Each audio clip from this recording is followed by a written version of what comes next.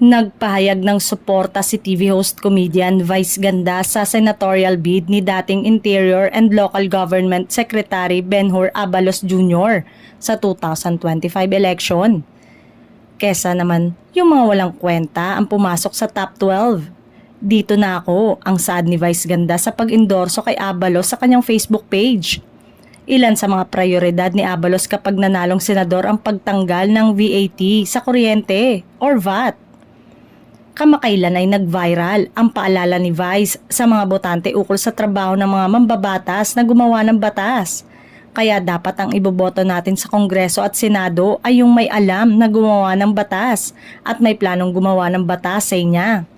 Bukod kay Abalos, naghayag na rin ng suporta si Angkabogabol sa kandidatura ni Attorney Kiko Pangilinan sa pamamagitan ng isang maikling video.